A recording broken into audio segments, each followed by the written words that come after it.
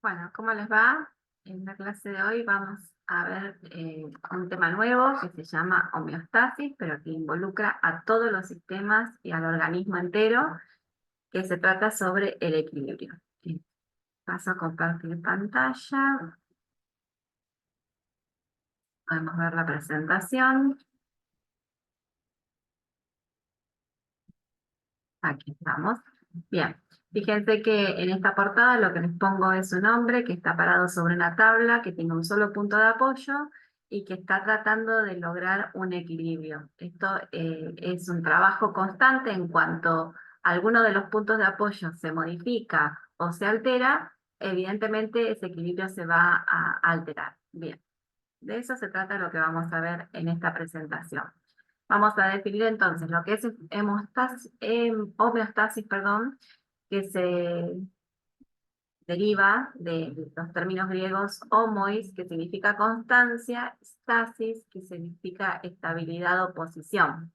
Por lo tanto, el concepto de homeostasis está vinculado directamente con la regulación, con la autorregulación. ¿Qué significa esto? Que existen mecanismos en el organismo para mantener esa constancia en la composición y en las propiedades de lo que se denomina medio interno del organismo. Esto es lo que, así lo define la RAE. Por lo tanto, la homeostasis hablamos de estabilidad, de constancia en la posición, en la composición, y que, por supuesto, para que esa homeostasis ocurra, debemos tener mecanismos de autorregulación que mantengan en forma constante la composición y las propiedades del medio interno. Ahora vamos a ver qué es el medio interno. Y este concepto de homeostasis va a estar vinculado con la salud de enfermedad. Para ello vamos a definir estos conceptos que constantemente los mencionamos y que nunca los definimos hasta ahora. La salud la definimos como el estado de completo bienestar, tanto físico como mental y social, y no solamente la ausencia de afecciones o enfermedades. No porque no encuentre una afección, una infección, por ejemplo, un tumor, yo digo que esa persona está sana, porque el concepto de salud está vinculado con varias áreas, entre ellas lo físico, también lo social y lo mental. Por otro lado, el concepto de enfermedad se define como la alteración o desviación de su estado fisiológico manifestada tanto por síntomas y o signos que pueden tener una causa que es conocida o puede ser desconocida. El proceso en sí de salud y enfermedad es un proceso que es dinámico y que va a involucrar tanto factores biológicos como sociales, ambientales, psicológicos y culturales. Bien, dicho esto, les paso a comentar entonces que el organismo animal vive en un medio que constantemente cambia y que por lo tanto, si quiere mantener ese equilibrio, debe tener algún mecanismo para regular constantemente el mismo. Y hay ciertas condiciones que son típicas o típicos ejemplos de cómo nuestro organismo regula ese equilibrio. Son 4 problemas a los que constantemente nos debemos enfrentar y regular para mantener los límites dentro de valores normales. Uno de ellos es la regulación del tema de la temperatura corporal. Nosotros somos organismos homeostáticos, que tenemos una temperatura que está alrededor de los 37 grados, pero que estamos expuestos en un medio donde la temperatura cambia constantemente. Entonces, para poder regular nuestra temperatura y que se mantenga dentro de los 37 grados, tenemos mecanismos para ello. Otro mecanismo es la concentración de glucosa. Nosotros tenemos concentraciones de glucosa en sangre que varían en un rango muy estrecho entre 70, 100 o 110, alrededor de esos valores. Y que variaciones en los niveles de glucosa pueden generar una enfermedad. Eh, la glucosa muy disminuida se llama hipoglucemia, la muy aumentada una hiperglucemia que conduce a la diabetes y que es una enfermedad que es de tipo crónica. Por otro lado, algo muy importante para nuestro organismo y que por ello venimos trabajando tanto con las membranas y con los líquidos, con el citoplasma, y ahora vamos a hablar de los líquidos que están por fuera de la célula también, es la regulación del agua y los iones. Fundamental para la regulación de la célula. Y acá es donde intervienen tanto los transportadores, los mecanismos de difusión, para que esa concentración tanto de agua como de iones sea estable. Porque si esto varía dentro de los rangos normales, la célula deja de funcionar normalmente. Y así como les menciono, estas regulaciones, también es muy importante para la célula conservar el pH dentro de ciertos rangos. El pH tiene que ver con la concentración de protones que tiene una célula, a eso se llama acidez, a la cantidad de protones, que es el hidrógeno con una carga positiva, se llama acidez. Y también es sumamente importante eh, la regulación del pH, porque todo el funcionamiento del resto de las células, de las reacciones químicas que ocurren, de las enzimas que participan en las reacciones químicas, tienen un rango de normalidad de pH para que funcionen como deben hacerlo. Si ese pH cambia, esa enzima, por ejemplo, deja de funcionar. Y ya eso altera una reacción química, que seguramente va a estar vinculada con otra. Y es una cadena. Por lo tanto, es sumamente importante controlar el pH dentro de los valores normales. Esto es lo que vamos a ir viendo a lo largo de esta presentación. Para poder entender un poco más, y como les decía recién, que ya vimos la importancia de las membranas, de los transportadores, vimos qué compuestos pueden difundir libremente a través de una membrana y cuáles no. Otro término o otro concepto que es sumamente importante para la regulación es el líquido extracelular. Nosotros vimos que la célula tiene en su citoplasma un gran porcentaje de agua. Y también vimos que las células estaban rodeadas en un medio acuoso. Bueno, ese medio acuoso que rodea las células es lo que se llama líquido extracelular. Extra porque está afuera. Pero la composición de ese líquido extracelular es tan importante como la del intracelular, es decir, el que está adentro de la célula. Ese líquido extracelular rodea completamente a las células, por tanto, nosotros ya vimos cómo varían las tendencias a pasar de un lado al otro de la célula según la cantidad de componentes que tenga ese líquido. Nosotros sabemos que la composición en realidad se mantiene en valores muy acotados y muy estrechos justamente por esta homeostasis. Pero para poder regular tiene que haber ciertos movimientos de un lado al otro de la membrana y así ajustar esos cambios. Porque obviamente, tanto por la nutrición, los líquidos que incorporamos, los que perdemos a través de la orina, de la sudoración, de la respiración, etcétera, va a haber variaciones. Entonces, eso tiene que estar regulándose constantemente. Las reacciones químicas, de hecho, también alteran las composiciones. Bien, fíjense que acá tenemos células que están rodeadas por un líquido intersticial, tenemos vasos sanguíneos que también tienen líquidos. Entonces vamos a llamar al líquido extracelular aquel líquido que está dentro de los vasos sanguíneos, que obviamente también es un líquido que rodea células, y a eso se llama líquido intravascular, y el líquido que rodea a las células de los tejidos es lo que se llama líquido intersticial. En conjunto, componen el total del líquido extracelular. Por lo tanto, repitiendo, el líquido extracelular está compuesto por el líquido del plasma o intravascular y el líquido intersticial, que es el líquido de los tejidos, que rodea la célula de los tejidos. Intersticio es el espacio que queda entre las células de un tejido. Por lo tanto, el líquido intersticial es el líquido que está en ese espacio, ¿sí?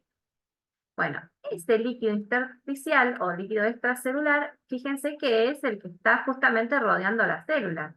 Y nosotros dijimos que la composición adentro de la célula se regula y tiene que haber un equilibrio con el que está por fuera de la misma, ¿sí? ¿Y cómo se regula todos estos mecanismos que dijimos para regular la temperatura, para regular la glucemia, para regular el pH? Tiene que haber una integración de varios sistemas en nuestro organismo. Y principalmente los sistemas que controlan esta homeostasis es el sistema nervioso y el sistema endocrino.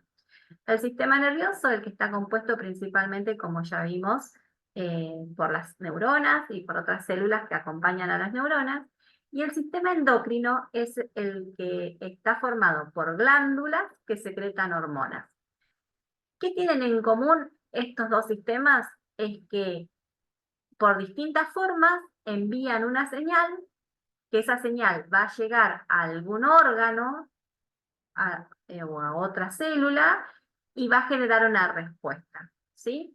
Fíjense, en el caso de la regulación del sistema nervioso, tenemos una neurona que seguramente va a recibir un estímulo, envía un impulso nervioso que va a llegar hacia alguna otra neurona que va a ejercer otro impulso nervioso, o hacia un músculo para que se contraiga, por ejemplo, o llega a una glándula o una célula glandular para que secrete una hormona. Ese es el mecanismo a través del sistema nervioso. Se liberan neuronas o neurotransmisores. Como vimos acá, secretan hormonas o neurotransmisores, que es lo que liberan, como ya vimos, las neuronas, ¿sí? Genera una señal, un impulso para que reaccione alguna otra célula.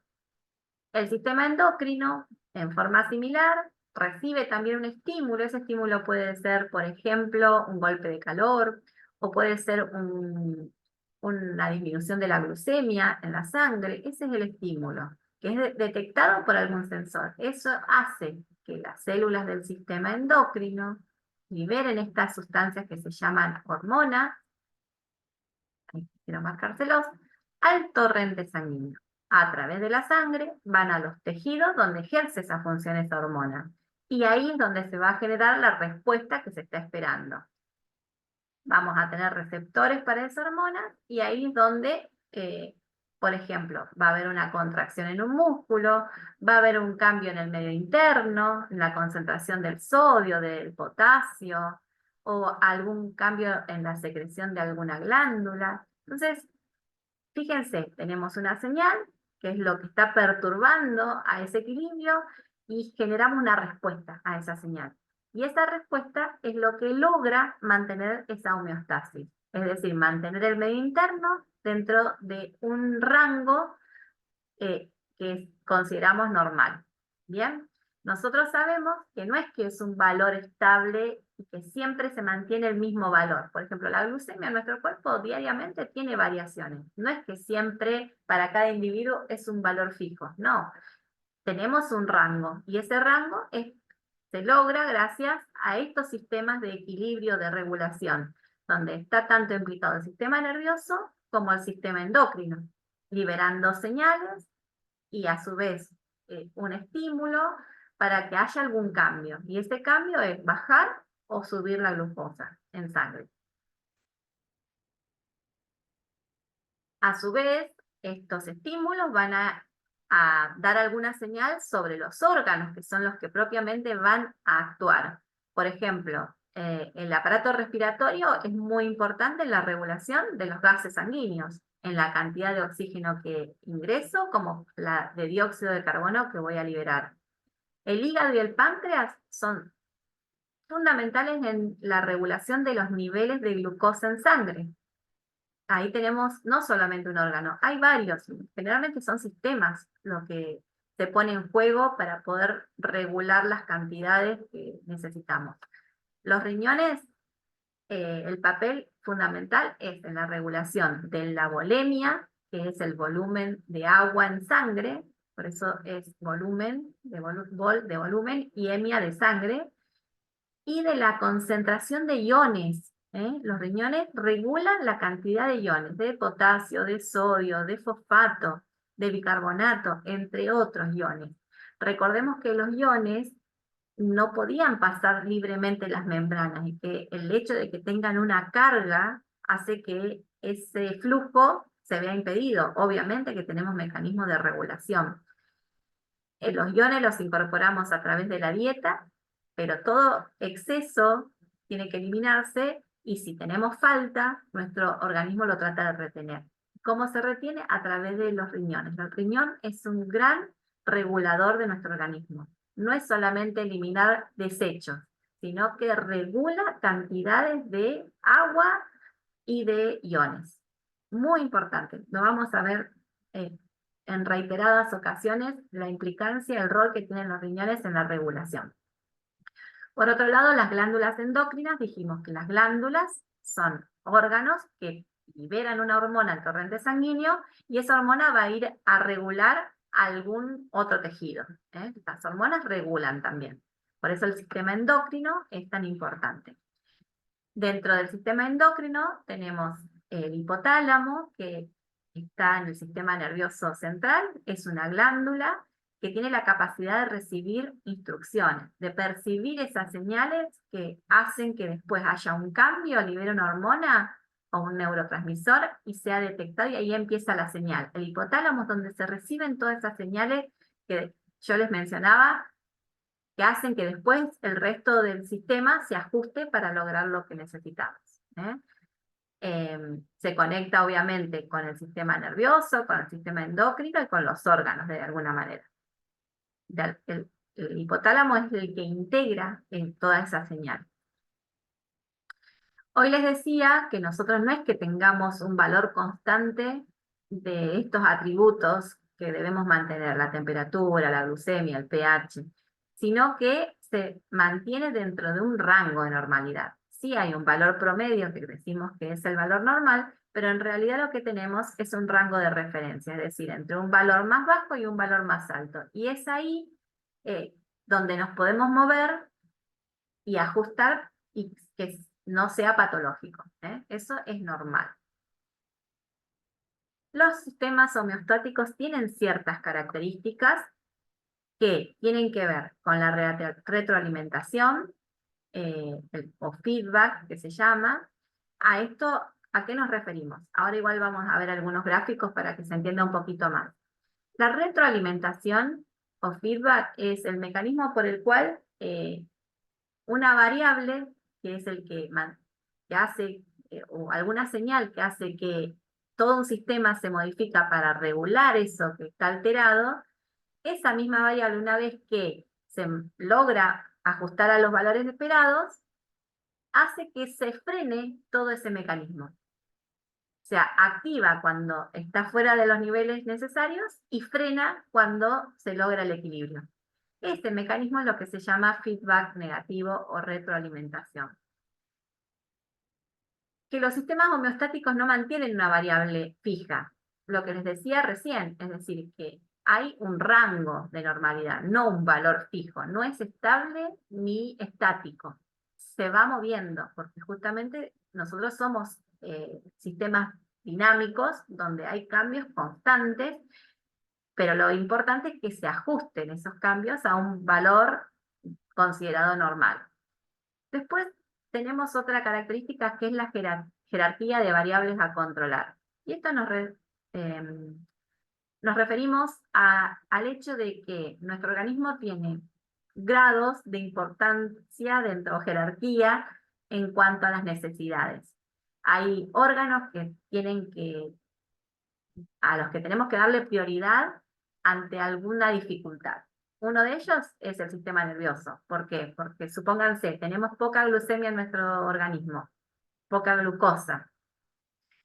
Hay tejidos que tienen reservas de glucosa, como puede ser el músculo, el hígado, y hay otros que no tienen reserva y que dependen de la glucosa que da el músculo y el hígado para poder funcionar. Por ejemplo, el sistema nervioso. El sistema nervioso no tiene un lugar de depósito de glucosa.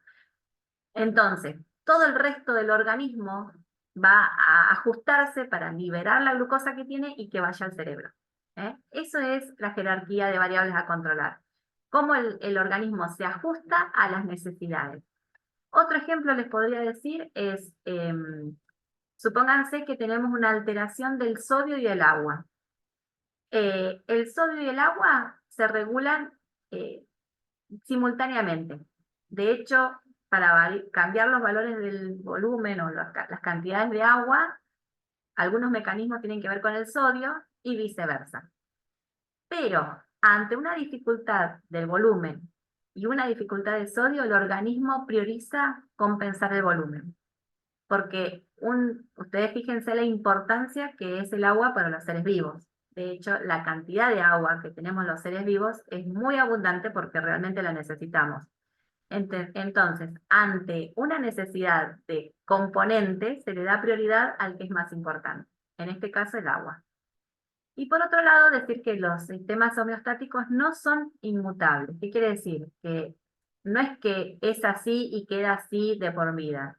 Así como tenemos la capacidad de adaptarnos a lo largo de las generaciones, cada individuo individualmente puede adaptarse a nuevas condiciones medioambientales por una exposición prolongada a las mismas. El caso típico, por ejemplo, que se los mencioné también, es el caso de los fumadores. Nosotros decimos que los valores normales de glóbulos rojos en una persona que está saludable está entre 4,5 a 5,5 millones de glóbulos rojos. O mejor dicho, la hemoglobina para los pacientes en condiciones normales es alrededor de 14. Ahora, un fumador, el valor normal va a estar por encima de esos valores. Su valor normal va a estar por encima porque como mucha cantidad de la hemoglobina la tiene ocupada con productos del cigarrillo, va a tener que tener más hemoglobina para ocuparse del oxígeno y el dióxido de carbono. Entonces, sus valores normales van a estar como en otro nivel. Es distinto a la población general. Entonces, esa es la capacidad de adaptación que tienen los sistemas homeostáticos en cada individuo.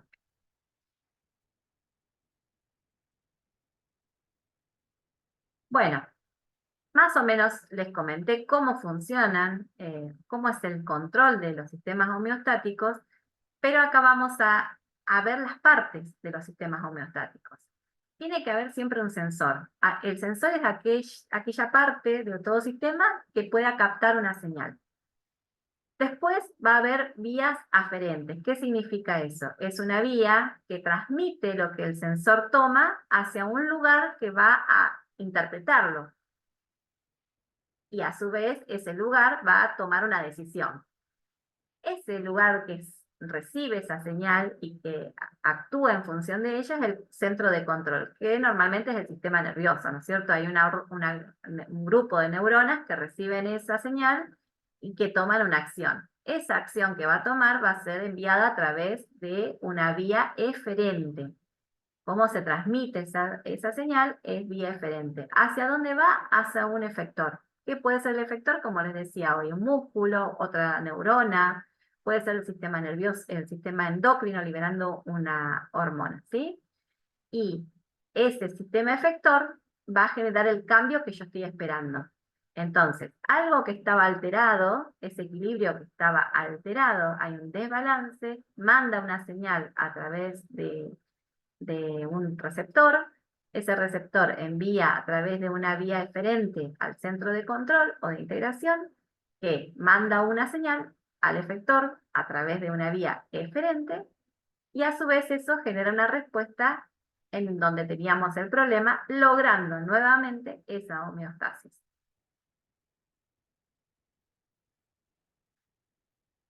Y otra de las características de los sistemas homeostáticos dijimos que es el feedback. El feedback que es la retroalimentación, en este caso negativa. ¿Por qué? Porque una vez que hubo una alteración, ¿cierto? Tenemos un problema. Se genera un estímulo. Dijimos las partes, ¿no es cierto? El sensor, el control, estos son los puntos de cambio, digamos. Hay un receptor que detecta la señal en el sensor, que envía la señal al centro de integración, y después un mecanismo efector para cambiar eso que está alterado. Una vez que se logra el cambio y que llego a los valores esperados, ese mismo efector, que antes generó un estímulo, ahora lo inhibe. Y eso se llama feedback negativo. Vamos a ver ahora cómo funciona esto con ejemplos concretos, tanto de la temperatura como de la presión, como del pH y de la glucemia, que son estas situaciones en las que nos exponemos cotidianamente para regular y mantener esa homeostasis.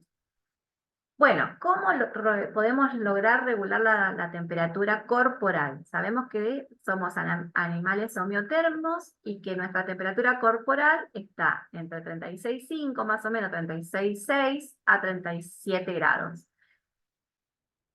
Hay un aumento de la temperatura corporal por algún mecanismo, puede ser interno o externo. Entonces, ¿qué hace nuestro cuerpo?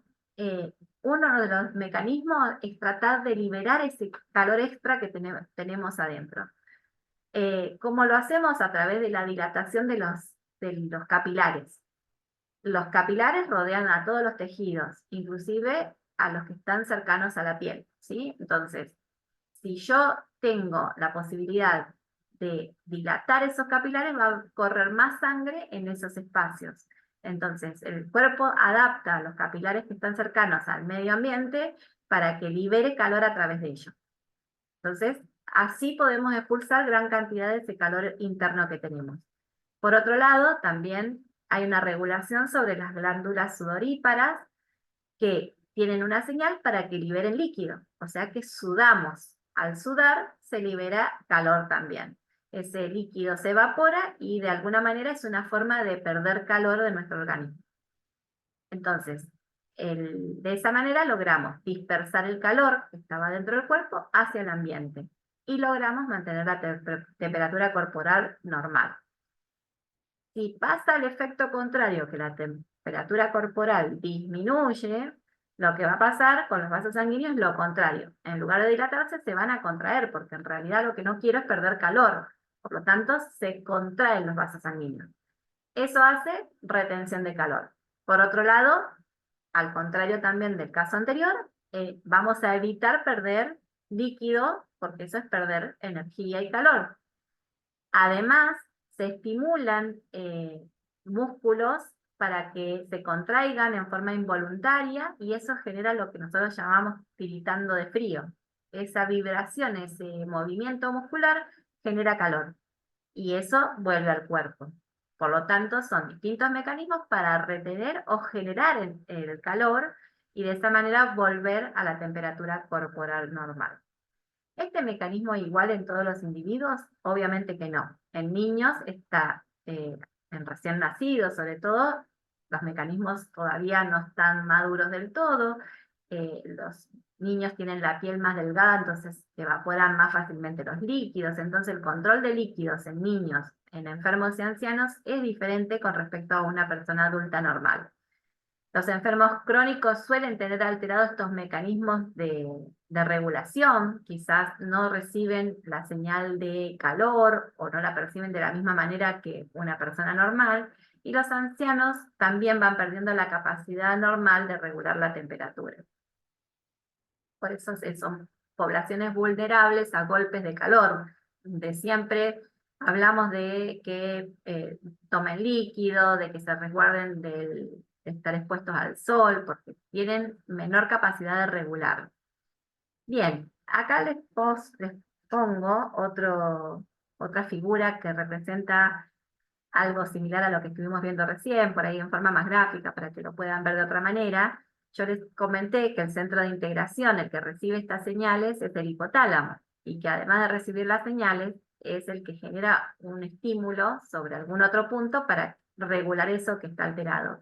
Entonces, el hipotálamo, que está en esta región por debajo, ahí está, debajo del tálamo, está a nivel central de nuestro cerebro, está esta glándula que se llama hipotálamo, junto con otra más pequeña que se llama hipófisis. Entonces, el hipotálamo es este centro de integración. ¿Qué hace? Envía señales para que las glándulas sudoríparas liberen calor en forma de sudoración, o que los vasos sanguíneos se contraigan o dilaten de acuerdo a las necesidades, y también genera producción de calor en los tejidos grasos. Nosotros tenemos tejidos grasos que ante la necesidad de obtener energía se pueden degradar y en la reacción química libera energía. Y ese calor lo retengo mediante estas vías que comentamos acá. Acá también vemos cómo la piel tiene una importancia fundamental en la regulación de la temperatura. ¿Por qué? Tenemos glándulas sudoríparas y porque tenemos los pelos, que también regulan la temperatura, que recién no lo mencionamos, pero lo vamos a agregar acá también, y los vasos sanguíneos en contacto con esa piel que también regulan el escape de calor. Fíjense, acá tenemos los vasos sanguíneos, que son capilares, que están totalmente dilatados y eso hace que parte del calor se pierda a través de la piel. Los pelos que están en la superficie, que acá en el calor no ejercerían demasiadas funciones, y las glándulas sudoríparas que reciben el estímulo y liberan el sudor. Cuando el ambiente es muy frío o que ha disminuido la temperatura corporal, lo que pasa es la contracción. Fíjense, comparando con este gráfico, los capilares están mucho más delgados porque tienen músculo alrededor que hace que eso se contraiga y evite que fluya la sangre en ese tejido.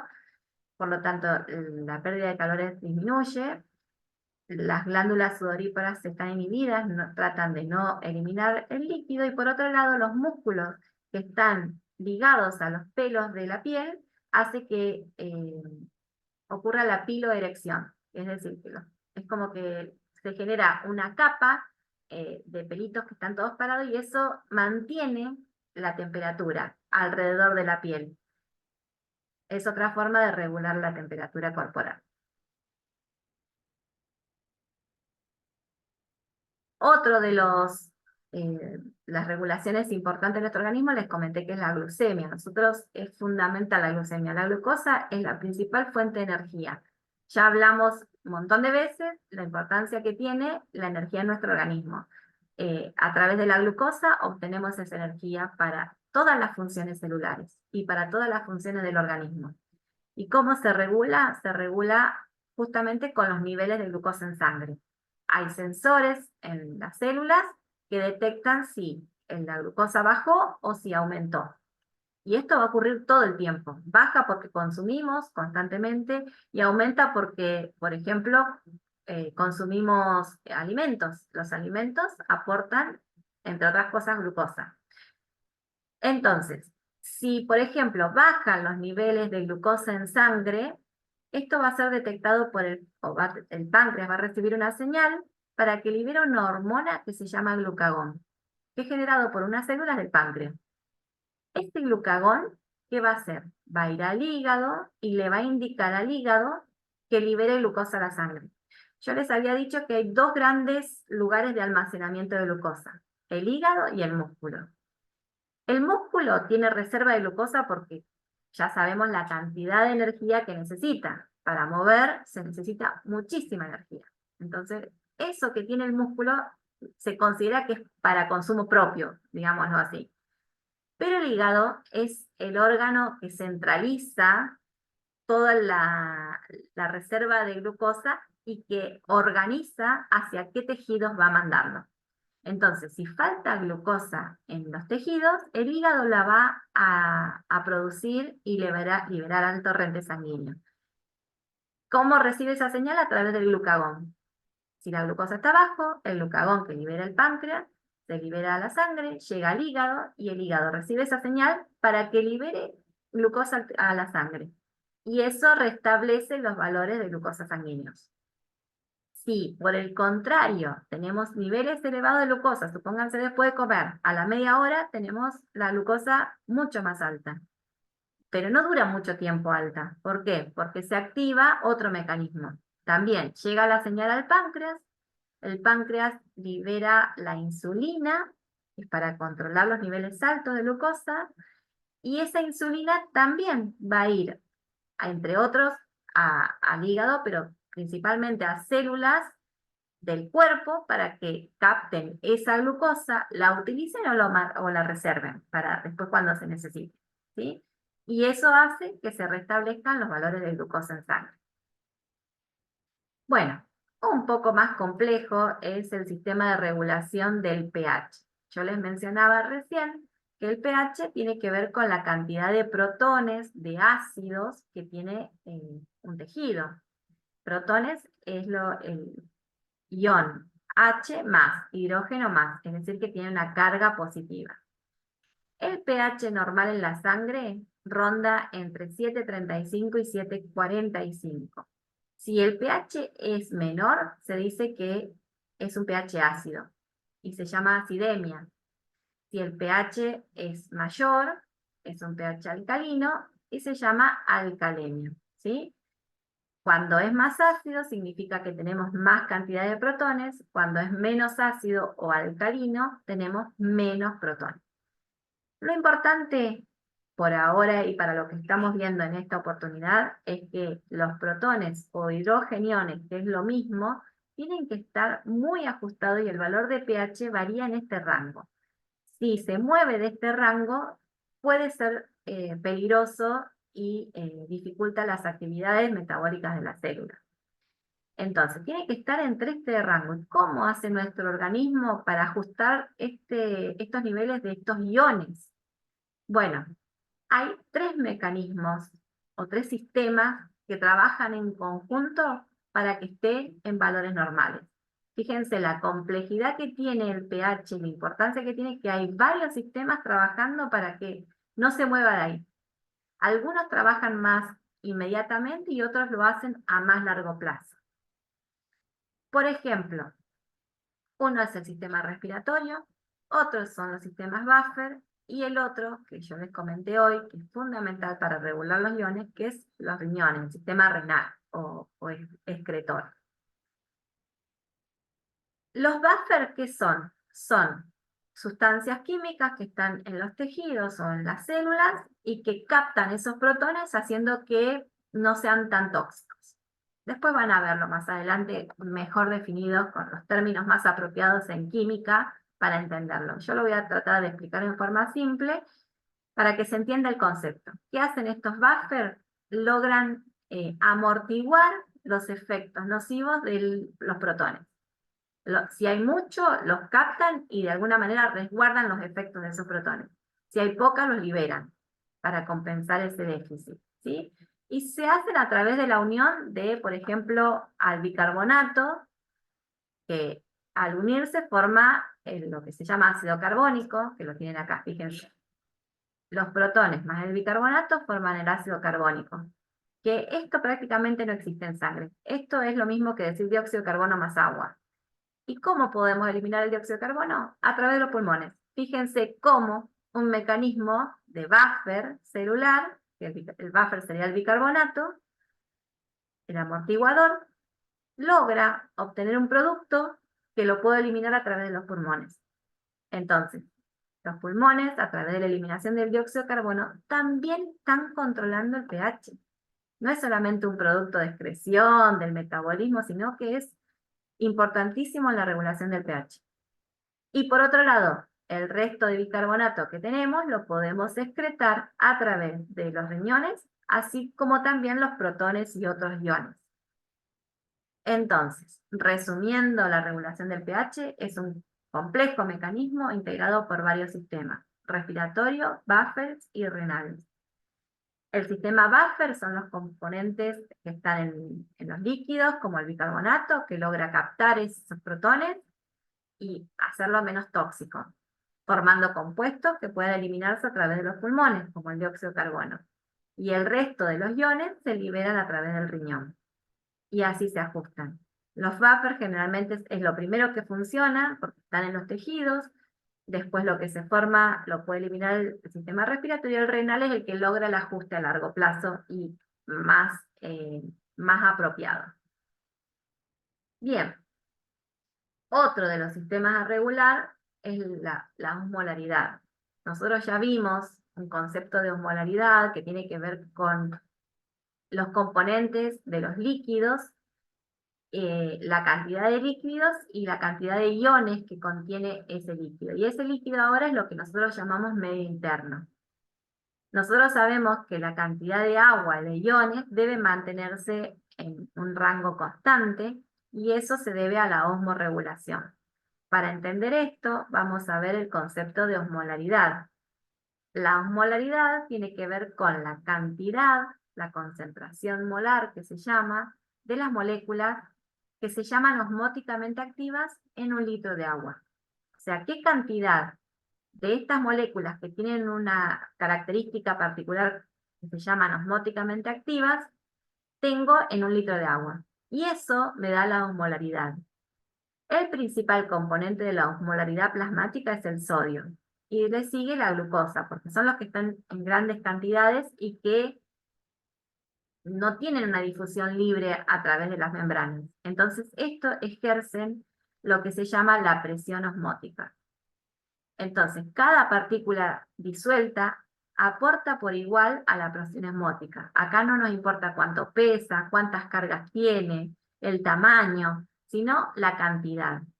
Una partícula de glucosa aporta igual que una partícula de sodio a la osmolaridad plasmática.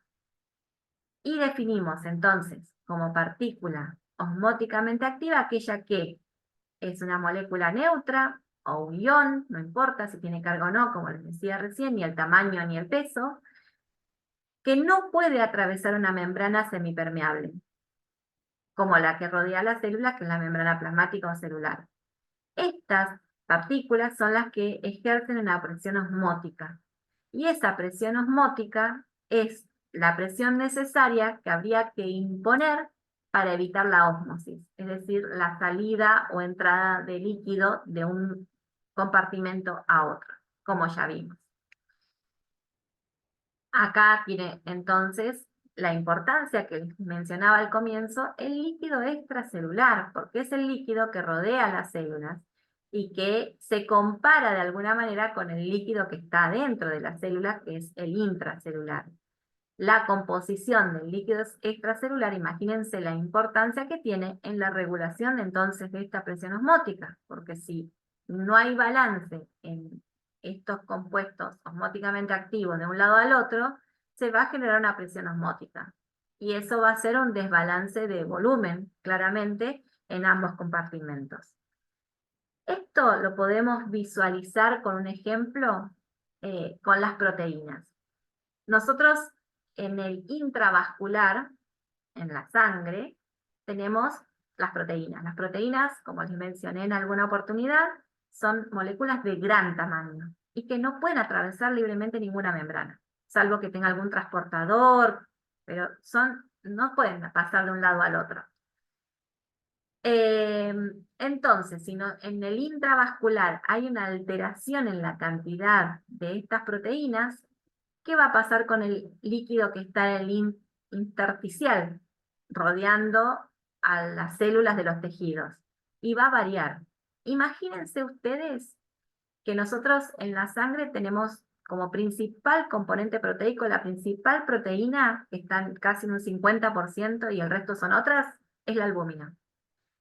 La albúmina puede variar en nuestro organismo, por ejemplo, por falta de nutrición, de proteínas, de alimentación, ¿sí? Puede bajar. Entonces, si nosotros tenemos poca albúmina, que es uno de los componentes mayoritarios la, digamos, en la generación de esa presión osmótica, baja las proteínas, ¿qué va a pasar? Va a haber un pasaje de líquido en la sangre hacia las células. Para compensar esa disminución, si baja la concentración en la sangre, el líquido que está en la sangre, para igualar las concentraciones con lo que tengo afuera, va a tratar de salir. Y al salir, se va a juntar líquido entre las células, en el tejido intersticial. Y eso es lo que llamamos edema. Y esta composición osmótica también puede alterarse cuando tenemos una glucemia muy aumentada, que se da en los casos de diabetes, donde valores muy elevados de glucosa puede llevar a lo que se llama un síndrome hiperosmolar, con alteraciones en las neuronas incluso, por el pasaje de líquidos de un lado al otro, que eso altera el funcionamiento normal de las células.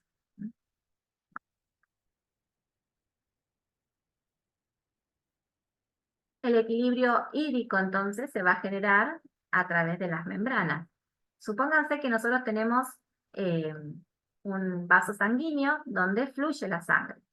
El principal componente líquido es el agua, ¿verdad? Pero sabemos que la sangre tiene otros componentes. El agua en sí, la cantidad de agua, ustedes piensen un globo. Lo llenan con agua, le ponen más agua, hasta que un momento la cantidad de agua ejerce tanta presión que el globo explota. Esto sería equivalente a lo que pasa en un vaso sanguíneo. Los capilares están rodeados por un tejido epitelial que puede cambiar se puede deformar y puede expandirse para recibir más cantidad de agua. Pero eso genera una presión. Esa presión es lo que se llama presión hidrostática. Por otro lado, esa presión hidrostática lo que trata de hacer es que si aumenta esta presión, va a tratar de salir agua hacia el exterior. Por otro lado, la composición de distintos elementos, sodio, glucosa, proteína del flujo sanguíneo, hace que el agua que está alrededor en los tejidos intersticiales trate de ingresar para compensar esa cantidad de componentes que tiene la sangre.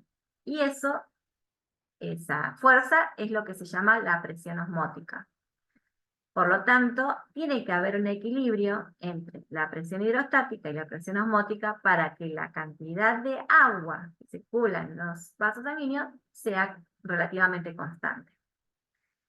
Entonces, esta regulación o ese efecto contrario que tienen opuestos entre la presión hidrostática y la presión osmótica está determinada por los componentes de los líquidos, tanto en el intracelular como en el extracelular.